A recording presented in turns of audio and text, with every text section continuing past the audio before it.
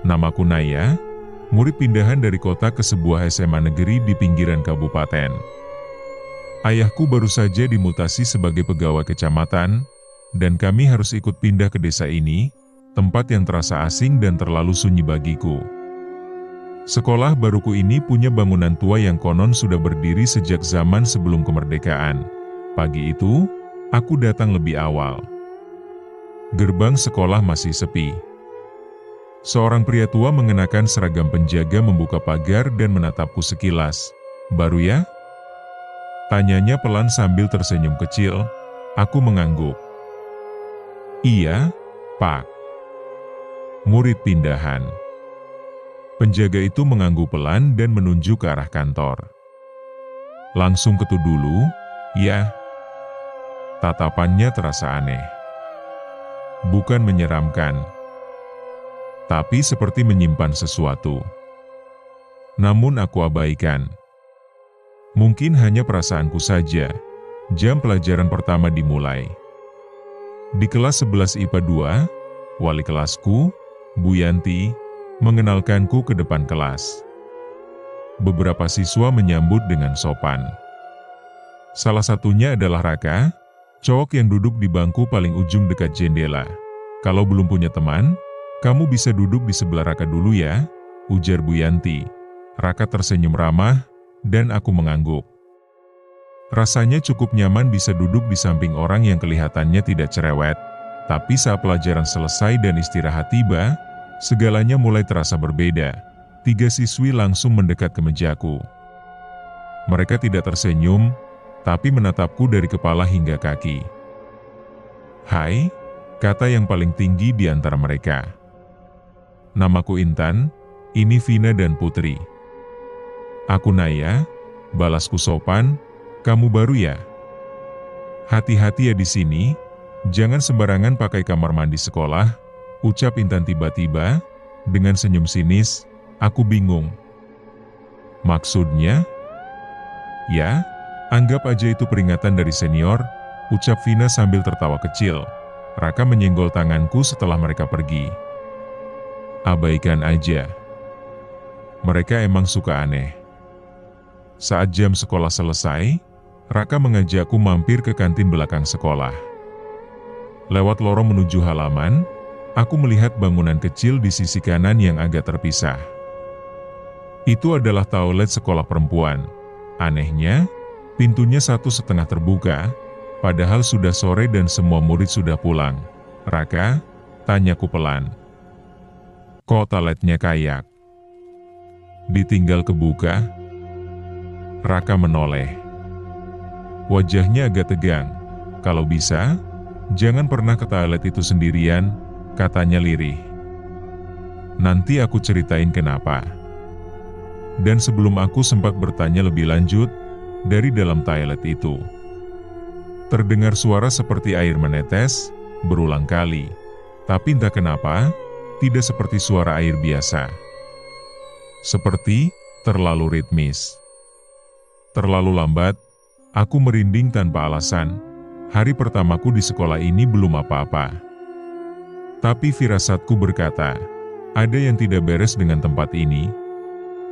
Hari kedua di sekolah baru. Pagi ini aku merasa agak lebih ringan karena Raka, satu-satunya teman sejati sejauh ini, menemaniku sejak dari gerbang. Namun begitu bel masuk berbunyi dan pelajaran dimulai, perutku mulai mulas. Aku izin ke toilet. Raka sempat melirikku dengan tatapan ragu. "Kamu yakin mau ke sana sekarang?" Bisiknya pelan. "Kenapa?" tanyaku. "Gak apa-apa, hati-hati aja ya," katanya sambil menunduk. Aku mengangguk dan melangkah sendiri menuju lorong sisi kanan sekolah, tempat toilet perempuan berada. Lorong itu sedikit lebih gelap dari area lain, dan karena letaknya dekat gudang, suasananya memang terasa agak sunyi dan lembab. Toilet itu tampak seperti bangunan yang jarang dipakai. Cat dindingnya mengelupas. Saat kutarik daun pintu kayunya, engselnya berderit panjang. Di dalamnya ada 3 bilik, cermin besar yang sudah retak di bagian atas, dan 1 lampu neon tua yang berkedip lambat. Aku memilih masuk ke bilik paling kiri. Saat sedang di dalam, aku mendengar sesuatu. Awalnya hanya seperti bunyi tetesan air. Lalu, langkah kaki, suaranya pelan. Seperti langkah seseorang yang mengenakan sandal jepit basah, berjalan perlahan mendekati bilik tempatku berada. Aku menahan napas. Pikiranku mulai kalut. Mungkin ada siswa lain masuk, tapi tadi aku merasa tidak ada siapa-siapa. Lalu suara itu berhenti, sunyi sejenak, tiba-tiba terdengar suara napas berat, seperti seseorang yang berdiri tepat di balik pintu bilikku. Naya. Aku tercekat, suaranya lirih, tapi aneh. Seperti suara perempuan. Namun serak. Seperti tercampur suara lain. Tidak wajar, aku mematung. Naya. Aku tak berani menjawab. Kupaksakan untuk tidak mengeluarkan suara sedikit pun. Tapi tangan gemetarku tak bisa bohong, aku takut. Perlahan, aku memberanikan diri melihat ke bawah. Ada kaki, tapi bukan kaki biasa, pucat, kotor, tidak memakai alas, dan meneteskan sesuatu ke lantai, cairan gelap yang kental. Seketika bulu kuduku berdiri semua. Aku menahan tangis dan mual. Lalu, sesuatu di luar bilik seperti jatuh keras, mungkin kaca, mungkin ember. Aku tak sempat berpikir. Dengan gemetar aku buka pintu bilik dan berlari keluar, bahkan tanpa menoleh ke belakang. Aku hampir menabrak Bu Yanti yang sedang berjalan di lorong. Ia kaget melihat wajahku. "Kamu kenapa, Naya?" tanyanya. Aku hanya menggeleng cepat, masih kehabisan napas. Raka yang melihatku dari kejauhan langsung mendekat. "Kamu ke sana sendirian, kan?" bisiknya cemas. Aku hanya mengangguk pelan. Ia menarikku ke pojok taman belakang sekolah, tempat yang lebih sepi. Wajahnya tegang. "Kamu juga mendengar suara itu?" Aku menatapnya, bingung dan takut. Raka mengangguk pelan. "Aku juga pernah. Tapi sampai sekarang, aku belum tahu siapa atau apa itu." Kami berdua terdiam. Angin lewat pelan, membawa bau lembab dan sesuatu yang samar, seperti aroma bunga layu, di belakang sana. Toilet itu berdiri diam. Tapi aku tahu, ada sesuatu di dalamnya yang belum selesai. Suasana kelas siang itu terasa lebih dingin dari biasanya. Matahari memang sedang tertutup mendung, tapi entah kenapa aku merasa hawa aneh menyelimuti ruangan. Semua murid duduk tenang, tapi ada yang berbeda. Putri, salah satu anggota geng pembuli yang kemarin menjahiliku, terlihat pucat dan gelisah. Tangannya menggenggam ujung meja. Erat sekali. Matanya terus melirik ke arah jendela yang menghadap ke toilet belakang. Bu Siska, guru bahasa Indonesia, sedang menjelaskan puisi tentang kerinduan dan kematian. Tapi Putri mulai berbisik sendiri. Semula pelan, makin lama makin keras. Teman sebangkunya, Ayu, mencoba menenangkannya, tapi Putri malah menepis tangannya. "Diam. Dia di situ. Dia ngintip." Bisiknya tajam sambil menunjuk jendela. Semua mata langsung tertuju ke sana. Tak ada siapa-siapa di luar. "Putri, kamu kenapa?" tanya Bu Siska mendekat. Tiba-tiba, Putri bangkit berdiri dan tertawa kecil. Bukan tawa biasa. Tawa itu lirih, lalu berubah menjadi cekikikan panjang yang membuat merinding. Dia mau ikut," teriaknya sambil menunjuk ke arah pintu kelas. Mendadak lampu kelas berkedip-kedip, dan tanpa aba-aba, Putri menjerit keras lalu jatuh ke lantai, menggeliat seperti kesakitan. Beberapa murid perempuan histeris. Raka menarikku mundur ke dekat pintu. Sementara Bu Siska panik memanggil guru lain. Tapi Putri terus menggeliat. Tubuhnya seperti dililit sesuatu tak kasat mata. Matanya melotot ke atas. Mulutnya menggumamkan sesuatu. Air. Gelap. Gelap. Aku dikurung. Tolong.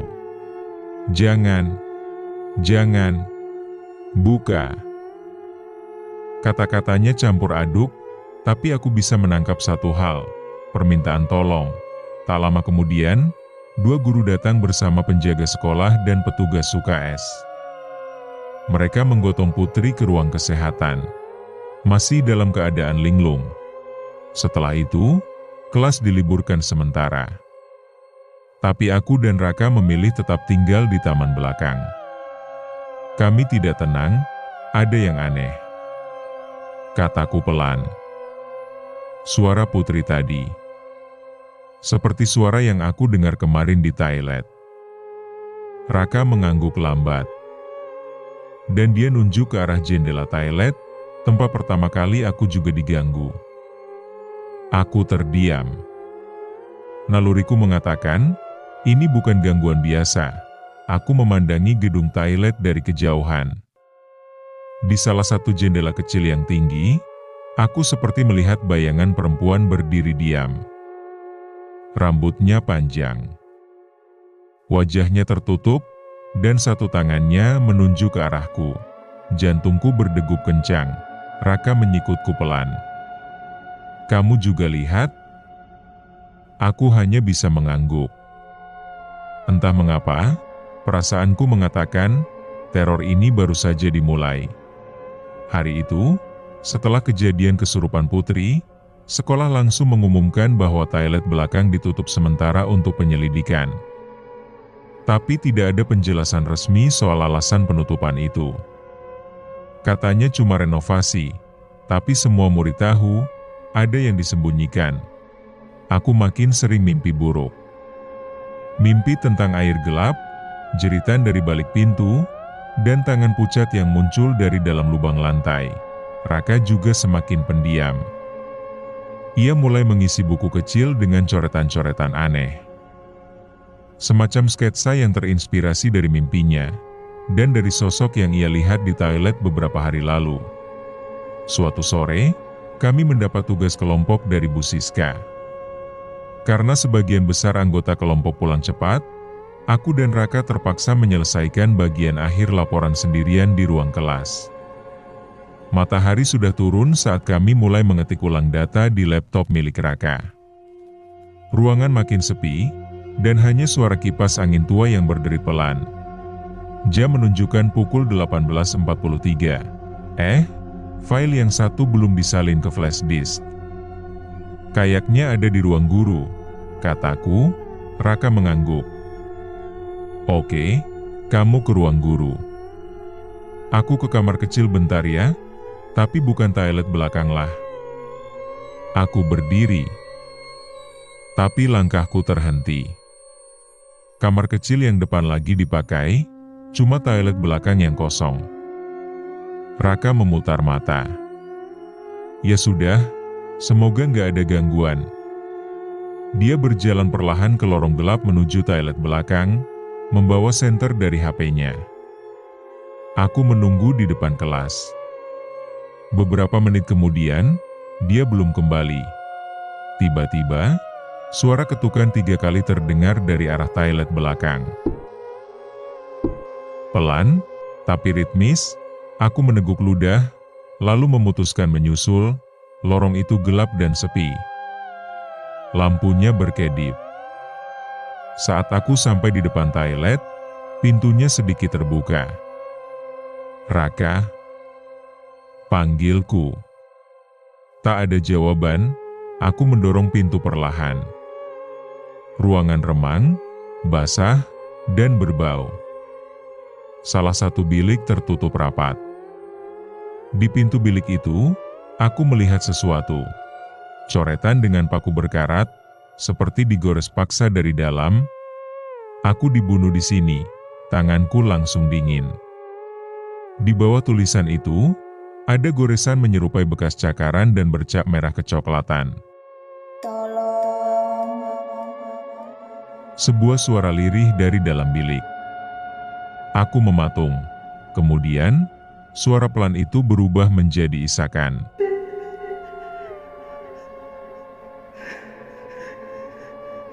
Tangisan perempuan.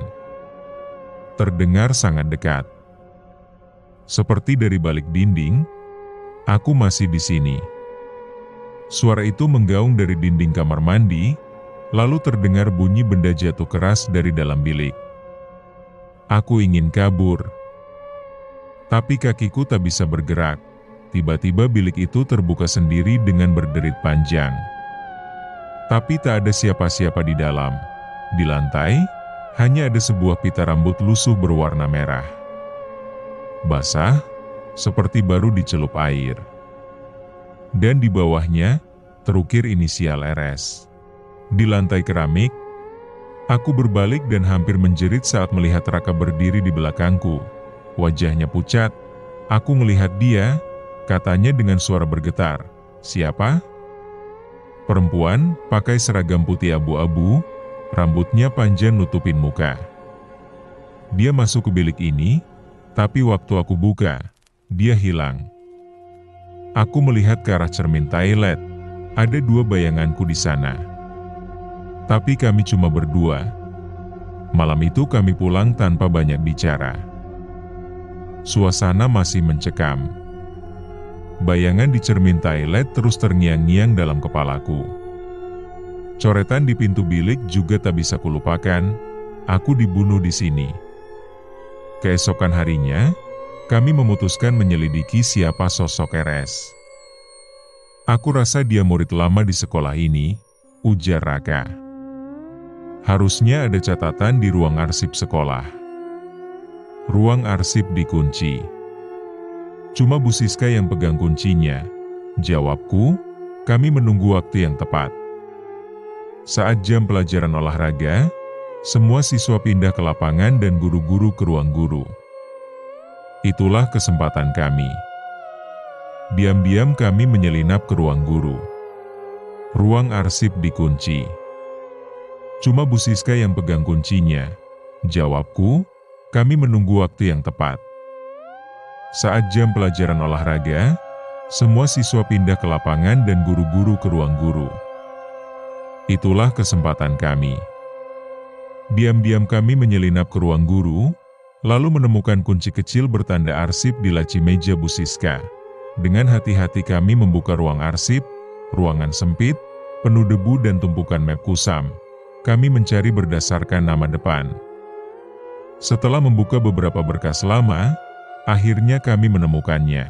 Ratnasari, kata Raka lirih sambil menunjukkan lembaran absensi siswa dari tahun 2014. Di pojok kanan atas lembar itu, ada foto seorang gadis berambut panjang, mengenakan seragam putih abu-abu. Wajahnya terlihat sendu, dan matanya seperti menyimpan beban berat. Ini dia.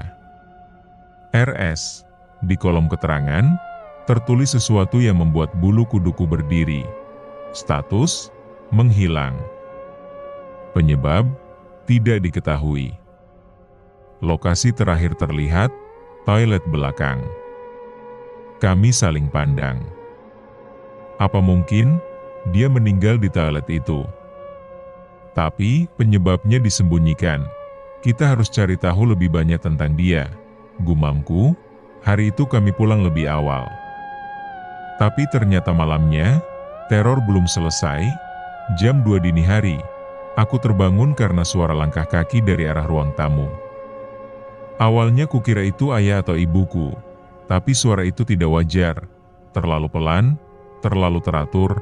Aku bangkit dan mengintip dari balik pintu kamar. Tak ada siapa-siapa. Tapi TV di ruang tengah menyala sendiri, menampilkan layar abu-abu seperti salju rusak. Tiba-tiba, layar itu berubah. Muncul wajah samar perempuan dengan rambut panjang menutupi muka. Ia perlahan mendongak. Dan matanya memandang ke arahku dari balik layar. Aku menjerit. TV langsung mati. Esok paginya, aku menceritakan semuanya pada Raka. Ternyata ia juga mengalami hal serupa. Hanya saja lewat cermin kamar mandi. Bayangan perempuan itu muncul, berdiri diam. Dan berbisik, kalian harus temukan jasadku. Kami sadar, seseorang atau sesuatu ingin masa lalunya diungkap. Ketakutan mulai menghatui, tapi rasa penasaran kami jauh lebih besar dari rasa takut. Kami mulai menelusuri lebih dalam. Termasuk mengunjungi salah satu mantan guru yang sempat mengajar Ratnasari, namun sudah pindah karena alasan misterius. Hari itu Sabtu. Sekolah libur, tapi aku dan Raka tidak bisa beristirahat. Pagi-pagi kami sudah berdiri di depan sebuah rumah sederhana di pinggiran kota. Rumah itu milik Pak Darto, mantan guru bahasa Indonesia di sekolah kami. Ia tiba-tiba mengundurkan diri 7 tahun lalu, di tahun yang sama saat Ratnasari menghilang. Apa kau yakin dia mau bicara? Bisik Raka. Aku mengangguk pelan. Satu-satunya yang tahu soal Ratna. Tinggal dia. Pintu rumah terbuka perlahan. Seorang pria parubaya dengan mata sayu menyambut kami. Wajahnya terlihat lelah dan penuh beban. Ada perlu apa? Tanyanya hati-hati. Kami memperkenalkan diri dan langsung menjelaskan maksud kedatangan kami. Mencari tahu kebenaran tentang Ratnasari. Begitu nama itu disebut, wajah Pak Darto langsung berubah pucat. Pulanglah. Jangan cari tahu lagi. Tapi kami sudah diganggu. Dia datang terus. Kami harus tahu apa yang terjadi. Ucapku, mencoba meyakinkan. Pak Darto menghela napas panjang. Lalu menyuruh kami masuk. Ruang tamunya gelap dan pengap. Tirai tertutup rapat. Ia duduk pelan di kursi rotan. Menatap kosong ke lantai. Aku dulu wali kelasnya, bisiknya. Ratna itu anak baik, pendiam, tapi ada yang aneh menjelang kehilangannya. Apa maksud Bapak? Ia menggigit bibirnya. Lalu berkata dengan suara sangat lirih, dia sering masuk kelas dengan baju basah. Meski hari cerah. Rambutnya lepek. Tangannya menggigil. Aku pernah tanya, dia bilang, ada yang menyiraminya di toilet. Aku dan Raka saling pandang. Aku rasa Ratna dibuli. Tapi waktu aku coba laporkan ke kepala sekolah, Ratna malah melarang. Dia bilang, jangan. Aku takut. Tapi Ratna semakin parah. Dia mulai berbicara sendiri. Menulis di tembok toilet dengan darahnya sendiri. Pak Darto mendadak berdiri.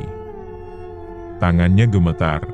Lalu suatu malam, aku lembur menyusun nilai ujian di ruang guru. Tiba-tiba aku dengar suara air mengalir. Padahal semua siswa sudah pulang. Aku ke toilet belakang. Semua pintu bilik tertutup.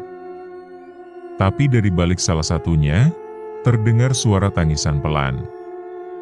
Tolong aku. Dia kunci aku di sini. Tolong. Saat aku buka pintu bilik itu. Kosong. Tapi di lantainya, ada bekas telapak kaki basah, menuju cermin. Dan di cermin tertulis, tolong aku. Kami membeku mendengar ceritanya. Pak Darto melanjutkan dengan suara yang lebih dalam, seakan ditarik dari lubuk trauma. Besoknya, Ratna dilaporkan hilang. Tanpa jejak.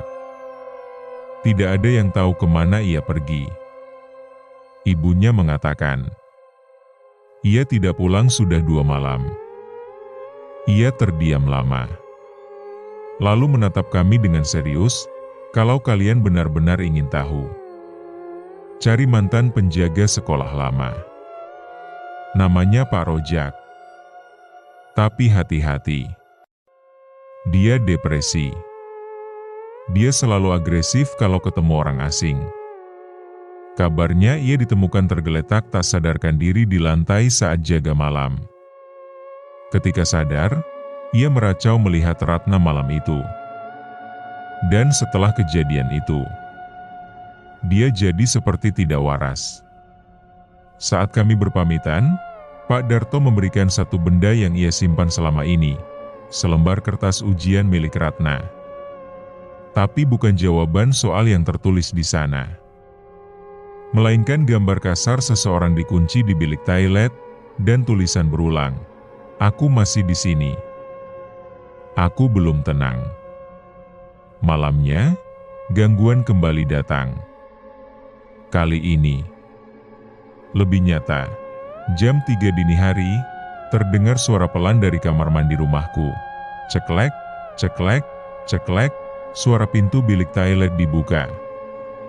Lalu ditutup. Dibuka. Ditutup. Berulang-ulang. Ketika aku memberanikan diri membuka pintu kamar dan melongo ke lorong, aku melihat air menetes dari langit-langit dan di ujung lorong berdiri sosok perempuan berseragam SMA. Rambutnya menutupi wajah dan tubuhnya meneteskan air. Aku menjerit dan pintu kamar tertutup sendiri dengan keras. Setelah kejadian dini hari itu, saat sosok Basah Ratnasari muncul di lorong rumahku, aku tak bisa tidur. Keesokan harinya, aku dan Raka bertemu lagi di warung kopi kecil dekat sekolah. "Kita harus cari Pak Rojak," kataku. Raka mengangguk, tapi lalu menyodorkan sesuatu dari dalam ranselnya. Sebuah sobekan koran lama, sudah menguning. Penjaga sekolah hilang, ditemukan tak sadar. Di Sumur Tua, berita tahun 2018, seminggu setelah Ratnasari menghilang, "Dia nggak hilang," ucap Raka pelan, "tapi dirawat di panti jompo di daerah Parung. Karena dianggap mengalami gangguan jiwa berat. Kami putuskan pergi ke sana. Tapi sebelum itu, kami mencari satu orang lagi yang bisa memberi kami sisi lain dari tragedi ini. Ibunya Ratnasari." Kami tiba di sebuah rumah kecil di ujung gang sempit. Halamannya penuh tumbuhan liar, pagar besi sudah berkarat. Seorang perempuan tua duduk di kursi bambu, menatap kosong ke jalan. Tubuhnya kurus, rambutnya kusut, dan mata tuanya tampak seperti pernah menangis terlalu lama. "Bu, ini tentang Ratna," ucapku hati-hati. Ia tak menjawab. Hanya menoleh perlahan, lalu berbisik, "Kalian juga bisa dengar suaranya?" Kami saling pandang, lalu duduk di depannya. Ia mulai bercerita, suaranya lirih dan terputus-putus, sejak Ratna menghilang. Aku tak pernah tidur nyenyak. Setiap malam, jam 2:10, terdengar suara keran air menyala di kamar mandi. Lalu, suara Ratna mengucap, "Aku mau pulang, Bu. Aku mau pulang." Tangannya bergetar, mencengkeram rok lusuhnya. Kadang aku buka pintu, dan kulihat jejak kaki basah dari kamar mandi ke ruang tengah. Tapi tak ada siapapun. Air matanya menetes, aku rasa anakku sudah tiada. Aku tahu, tapi di mana jasadnya? Semua bungkam. Kepala sekolah, guru-guru, semua diam. Termasuk penjaga sekolah tua itu, Pak Rojak. Tapi malam sebelum Ratna hilang, dia mengatakan sesuatu yang sangat mengejutkanku. Katanya, dia hamil, tapi saat kutanya siapa yang melakukannya, ia tidak menjawab. "Aku harus menemuinya, Bu. Dia harus bertanggung jawab. Perkataan itu membuat bulu kuduku berdiri. Meninggal dalam keadaan hamil? Gumam Raka pelan, Ibu Ratna mengangguk pelan. Sejak malam itu, Ratna tidak pernah kembali. Tidak ada yang tahu kemana ia pergi. Setelah pamit, kami menuju panti jompo di Parung. Di sana, kami akhirnya bertemu Pak Rojak, seorang lelaki tua dengan sorot mata kosong. Ia duduk di bawah pohon mangga, menggambar sesuatu di tanah dengan ranting kering. Saat kami menyapanya, ia menatap kami lama. Lalu berkata pelan, "Ratna, sudah kuduga. Apa yang kalian cari?" Aku merinding. "Kami ingin tahu apa yang sebenarnya terjadi, Pak." Pak Rojak tak langsung menjawab. Ia mencoret-coret tanah membentuk simbol aneh, lingkaran dengan garis menyilang dan angka 12 kecil di atasnya. "Kalian tidak akan mendapatkan apapun di sini." Ratna menghilang, tidak ada yang tahu kemana. Tapi aku yakin dia sudah mati. "Bapak tahu siapa pelakunya?" tanya Naya. "Tidak. Tapi aku sering melihat dia bicara diam-diam dengan petugas kebersihan yang sekarang jadi penjaga sekolah. Pak Badrun?" Gumam Raka. Pak Rojak mengangguk. Wajahnya tampak sangat tertekan. Dan terakhir kulihat mereka berbicara di lorong dekat toilet belakang sekolah. Esoknya Ratna tidak kelihatan masuk sekolah. 2 hari berikutnya Ratna dinyatakan hilang setelah ibunya datang ke sekolah. Setelah Ratna menghilang, hampir setiap malam ia menemuiku dalam mimpi. Ratna selalu menunjuk ke arah toilet. Toilet sekolah, ia juga sering menampakkan diri di sekolah. Bahkan di siang hari, pernah satu sore menjelang maghrib aku melihatnya di dekat taman.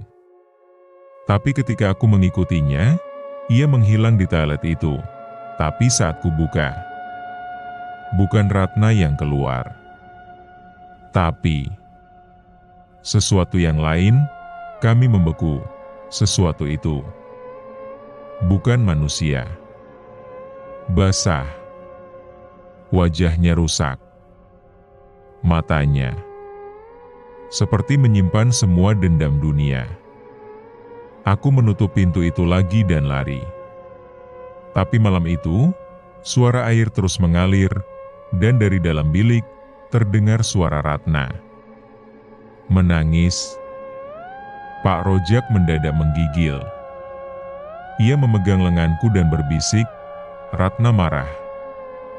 Dendam telah mengikat dan menahan rohnya. Kalau kalian mau menenangkan dia, kembali ke bilik itu." Bilik terakhir, tempat dia hilang. Tapi hati-hati, karena di sana, dia menunggu dengan wajah yang bukan lagi milik manusia. Sore itu, langit mendung bergelayut berat di atas sekolah. Naya dan Raka kembali ke ruang arsip sekolah untuk mencari data murid-murid lama, ditemani Pak Warto, petugas kebersihan yang juga telah lama bekerja di sana. Di sela tumpukan berkas usang dan map-map berdebu, Naya menemukan satu map tanpa nama yang sudah menguning dan hampir lapuk. Saat dibuka, isinya membuat dada mereka sesak. Foto Ratnasari dalam seragam putih abu-abu, daftar nilai semester terakhir, dan surat panggilan orang tua karena pelanggaran berat yang tidak dijelaskan. "Ini tidak pernah disampaikan ke publik," ucap Raka. Pak Warto melirik sekilas dan mendadak wajahnya menegang. "Saya ingat anak ini. Ratnasari. Cantik, pendiam. Tapi menghilang tiba-tiba. Katanya kabur karena hamil di luar nikah. Tapi..." Ia terdiam. Naya mendesak, "Tapi apa, Pak?" "Saya ingat saat terakhir melihat dia. Waktu itu dia dipanggil ke ruang belakang, yang di dekat toilet tua, sama Pak Badrun. Malam harinya, Naya bermimpi aneh. Ia berada di lorong sekolah yang basah dan gelap. Dari kejauhan, terdengar isak tangis lemah. Suara itu menuntunnya ke toilet tua. Di sana, Ratnasari duduk menyandar di sudut kloset, perutnya tampak membesar, hamil. Bajunya robek, wajahnya lebam, dan tangannya memegang liontin kecil yang pecah. Aku tidak jatuh cinta. Aku dipaksa. Bisik Ratna dalam mimpi itu, dia takut karirnya hancur. Naya terbangun dengan napas tersengal. Ia langsung menelepon Raka. Keesokan harinya, mereka kembali ke sekolah, kali ini ditemani Bu Ningsih, ibu kandung Ratnasari, yang mendadak muncul setelah mendengar dari warga bahwa ada penampakan anaknya di sekolah. Bu Ningsih datang dengan wajah kusam dan mata sayu. Rambutnya setengah memutih karena stres berkepanjangan. Saya tahu anak saya tidak pernah kabur, katanya lirih. Dia menulis surat untuk saya, diselipkan di tasnya. Tapi surat itu hilang. Setelah beberapa jam berkeliling, Naya menemukan sebuah bekas kotak bekal plastik di ruang gudang belakang toilet tua. Di dalamnya, hanya ada sobekan kertas kecil yang belum hancur dimakan waktu. Kalau aku hilang, cari aku di tempat pertama kali aku menangis karena malu. Mereka saling berpandangan. Toilet tua. Bisik Raka, Bu Ningsih jatuh terduduk. Tangisnya pecah. Anakku dibunuh dan semua orang hanya diam. Kecurigaan mulai mengarah pada satu nama, Pak Badrun. Namun mereka sadar, mimpi, sobekan surat, dan cerita lisan belum cukup menjadi bukti. Naya memutuskan, kita harus membuka toilet itu. Kita gali tempat itu, dan begitulah, mereka bersiap menghadapi malam pengadilan yang akan datang. Langit menghitam lebih cepat dari biasanya. Angin sore menderu, menerbangkan daun-daun kering yang menempel di pagar sekolah. Aura gelisah menyelimuti setiap lorong, seolah bangunan tua itu sedang bersiap menyambut sesuatu yang sudah lama tertahan. Sore itu, Naya, Raka, dan Bu Ningsih, Ibunda Ratnasari, berdiri di depan toilet tua sekolah dengan membawa dupa, bunga melati, dan foto lama Ratnasari yang sudah mulai memudar. Tatapan Bu Ningsih kosong, namun ada nyala kemarahan dan kesedihan yang membara di balik matanya. Di sini, dia berakhir. Anak saya, katanya dengan suara parau. Tapi saya yakin jiwanya belum tenang. Dia ingin didengar. Naya menggenggam tangan Bu Ningsih. Kami akan bantu. Kami akan bongkar semua kebohongan ini, Bu. Raka yang memegang kamera video untuk dokumentasi sempat merekam bayangan hitam berkelebat di balik kaca toilet. Segera mereka masuk ke dalam bangunan tua itu, dan disitulah semuanya dimulai. Toilet tua itu dingin dan sunyi, namun aroma anyir dan kemenyan samar memenuhi udara. Begitu dupa dinyalakan, lampu sekolah berkedip-kedip dan suara tangisan lirih terdengar dari kloset ketiga dari kiri, yang diduga sebagai tempat jasad Ratnasari dikuburkan secara rahasia. Dari dalam dinding, samar-samar muncul wujud Ratnasari, pucat, berbaju seragam sobek, perutnya membengkak, rambutnya menjuntai menutupi wajah. Ia menunjuk ke arah toilet, ke sebuah celah lantai yang kusam. Raka memeriksa toilet itu dengan teliti. Lantai keramik toilet tampak kotor dan kusam. Namun setelah diperhatikan lebih seksama ada beberapa lantai keramik yang berbeda dari keramik yang lainnya. Seperti pernah diganti dengan keramik baru. Raka mencoba membongkar salah satu lantai itu, bau busuk yang menyengat langsung menyeruak. Dari bawah lantai keluar cairan hitam kental seperti lumpur. Seketika tercium bau amis menyesakan seperti darah basah lama. Tak ada yang berkata-kata. Bahkan Bu Ningsih hanya meneteskan air mata. Tanpa suara, tiba-tiba, suara langkah kaki terdengar mendekat. Sosok Pak Badrun, sang penjaga sekolah, muncul dari balik pintu. Matanya melebar melihat mereka bertiga berada di dalam toilet dan membongkar lantai itu. Apa yang kalian lakukan? Keluar! Bentaknya, namun sebelum sempat melangkah, Ratna Sari muncul tepat di hadapannya. Bayangan tubuhnya kini tampak lebih nyata dari sebelumnya. Wajahnya datar, tanpa ampun. Pak Badrun terpaku. Tangannya gemetar hebat. Ratna. Lirihnya, Naya berdiri di hadapan Pak Badrun. Apa yang sebenarnya terjadi? Pak Badrun terdesak. Di bawah tekanan batin dan tatapan hantu yang terus mendekat, ia akhirnya runtuh. Aku tidak berniat membunuhnya, dia memaksa agar aku menikahinya, dia bilang akan memberitahu semua orang. Aku hanya ingin menakut-nakuti, dia jatuh, kepalanya terbentur. Darah. Terlalu banyak darah, Aku panik, Raka menyalakan kameranya. Kamu sembunyikan jasadnya di sini? Pak Badrun menunduk, menangis. Aku gali sendiri, lalu kubuat cerita, katanya kabur dari rumah. Ratna Sari melayang makin dekat. Tangannya menunjuk pada dada Pak Badrun, dan tiba-tiba tubuh lelaki tua itu terguncang. Ia memegangi dadanya, terjatuh, lalu menggeliat di lantai, menjerit-jerit kesakitan seolah terbakar dari dalam. Buningsih menjerit. Cukup, nak. Cukup. Naya berteriak, maafkan dia. Kami sudah tahu semuanya. Kau tak perlu menyimpan dendam lagi. Hantu Ratna Sari menoleh perlahan pada ibunya. Air mata hitam mengalir dari matanya.